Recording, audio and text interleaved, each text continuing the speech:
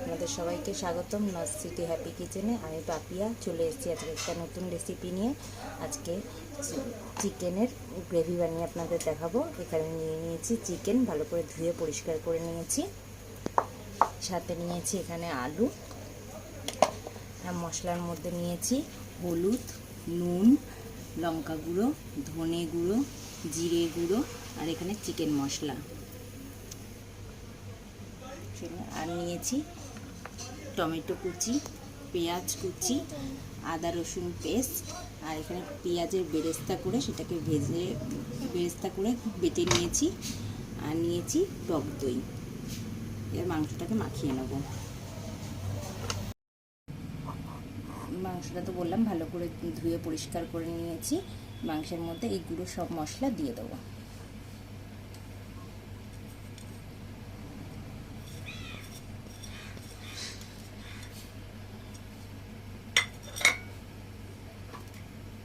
সাথে দিয়ে দেবো পেঁয়াজের বেরেস্তা করে যে বেটে রেখেছি সেই বাটা পেঁয়াজটা।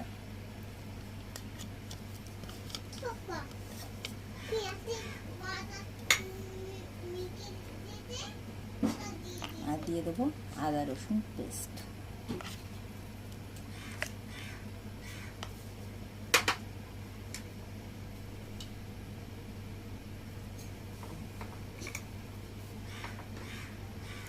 আর সাথে দেবো ফেটানো টক দই।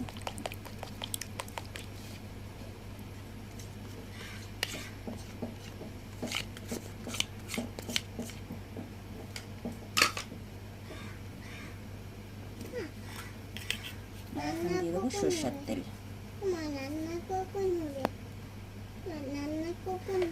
এখনই হয়ে যাবে। এগুলোকে ভালো করে মাখিয়ে নেব।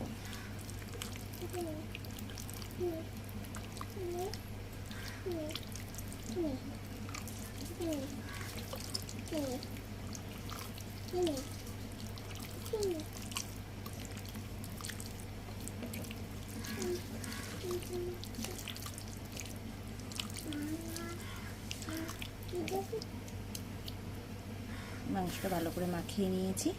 এটাকে 20 মিনিটের জন্য ঢাকা দিয়ে রেখে দেবো। ফিরে আসছি 20 মিনিট পর। মাংসটা মাখানো 15 মিনিট হয়ে গেছে, রেস্টে রেখে দিয়েছিলাম। আরও 5 মিনিট রাখবো। ততক্ষণে এই আলুগুলোকে নুন হলুদ দিয়ে ভেজে নেব। গ্যাস অন করে দিয়েছি। কড়াইতে দিয়ে দেবো সরষের তেল আলু ভাজার জন্য।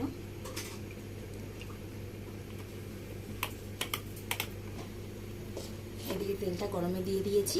তেলটা গরম হতে হতে আলুর মধ্যে নুন,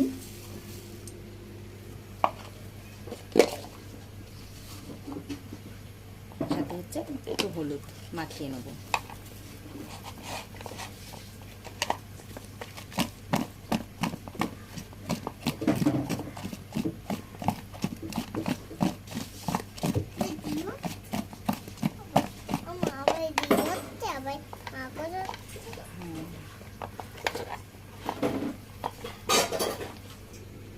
তেল গরম হয়ে গেছে, নুন হলুদ মাখানো আলুগুলো ছেড়ে দেবো।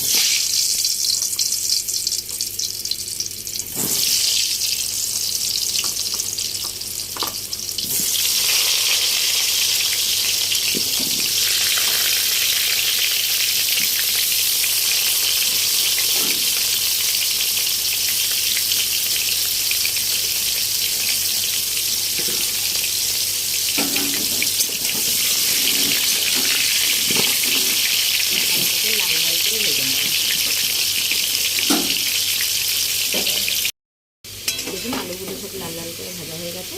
এবার তুলে নেব।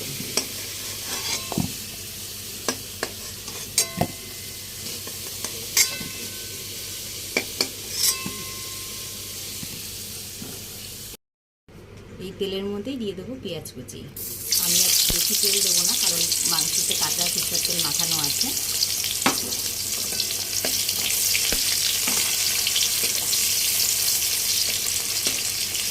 পেঁয়াজটা একটু ভেজে নেব।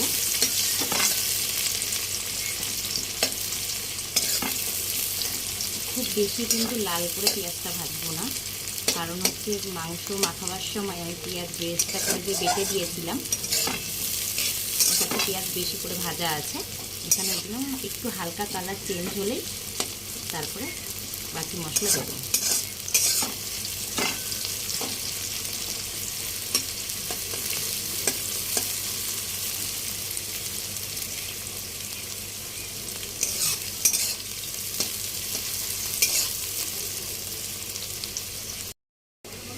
পেঁয়াজটা দেখুন এই যে হালকা একটু কালার চেঞ্জ হয়েছে, এই সময় দিয়ে দেবো এই যে বাকি আদা রসুনের পেস্ট।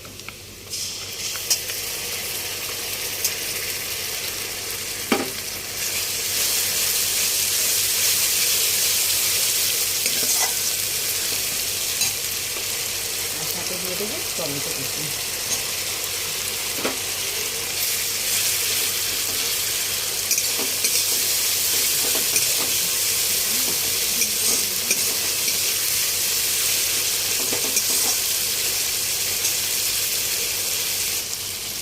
টমেটোটা নরম হয়ে যাওয়ার জন্য দিয়ে দেবো চিনি।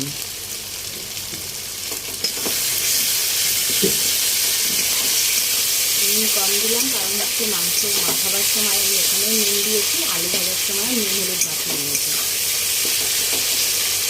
আলাদা করে আর এখানে কোনো মশলা পড়বে না। মাংসতে যা যা মশলা প্রয়োজন তা আমি সব একবারে কাঁচা মাংসের মধ্যে মাখিয়ে রেখেছি।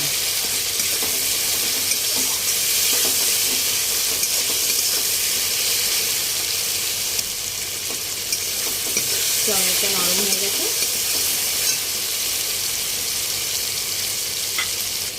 মশলা দিয়ে মাংসটা যে মাখিয়ে রেখেছিলাম সেই মাংসটা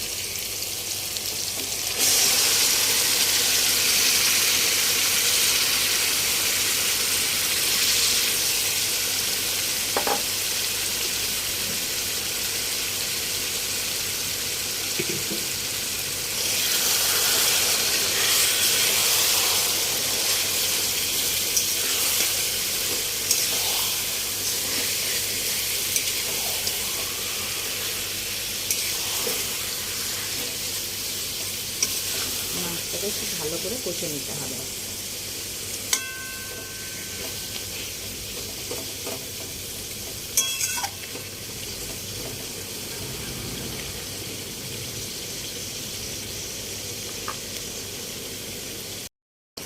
দেখুন মাংসটা কষতে কষতে তেল ছেড়ে দিয়েছে পুরো মাংসটাকে। দেখতেই পাচ্ছেন যে কড়াইয়ের চারদিকে কত তেল রয়েছে। এই সময় আমি দিয়ে দেবো এই ভেজে রাখা আলুগুলো। আলু দিয়েও বেশ খানিকক্ষণ কষবো। যদি প্রয়োজন পড়ে মাঝে মাঝে একটু জল দেবো, নাহলে মশলা নিচে কড়াইতে লেগে যেতে পারে।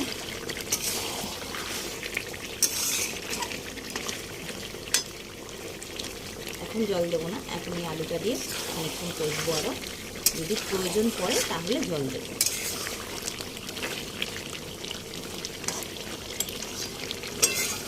ফিরে আসছি আর খানিকক্ষণ পর। দেখুন কত সুন্দর লাগছে কালারটা। একটু সময় নিয়ে আস্তে আস্তে কষতে হবে। মাংস কিন্তু কষার উপরে রান্না ভালো নির্ভর করে। যত ভালো কষা হবে তত ভালো রান্না হবে। আমার রান্না আপনাদের কেমন লাগছে অবশ্যই কমেন্ট করে জানাবেন। আপনার বন্ধুদের মধ্যে শেয়ার করে দেবেন। আপনারা এইভাবেই আমার কাছে থাকবেন, আমাকে সাপোর্ট করবেন এবং নতুন নতুন রান্না দেখার জন্য আমাকে কমেন্ট করে জানাবেন যে আপনারা কী ধরনের রান্না দেখতে চান। আমি চেষ্টা করব সেই ধরনের রান্না আপনাদের সাথে শেয়ার করতে পারি কিনা।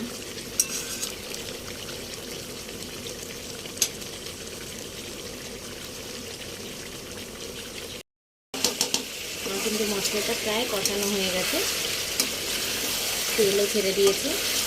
এবার এই সময় দিয়ে দেবো গ্রেভির জন্য জল।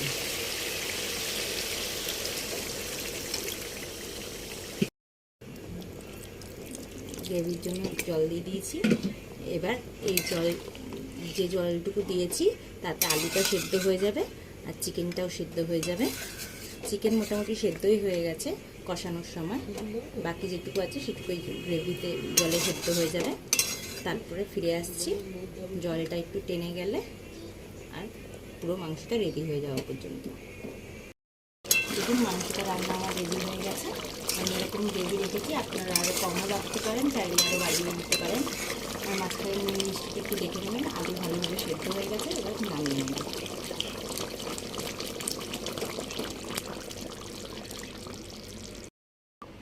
দেখুন কত সহজেই তৈরি হয়ে গেল চিকেনের রেসিপিটি, খুব সহজ পদ্ধতিতে। তো এরকম নিত্য নতুন রেসিপি দেখতে চাইলে আমার চ্যানেলটির সাথে থাকবেন, আর অবশ্যই সাবস্ক্রাইব করে দেবেন, আর পাশে থাকা বেল আইকনটি ক্লিক করে রাখবেন সবার প্রথম নোটিফিকেশান পাওয়ার জন্য। আর এই রান্নাটি আপনাদের কেমন লাগলো অবশ্যই কমেন্ট করে জানাবেন, আর একটি লাইক করে দেবেন, আর আপনার বন্ধুদের মধ্যে শেয়ার করে দেবেন। Thank you so much.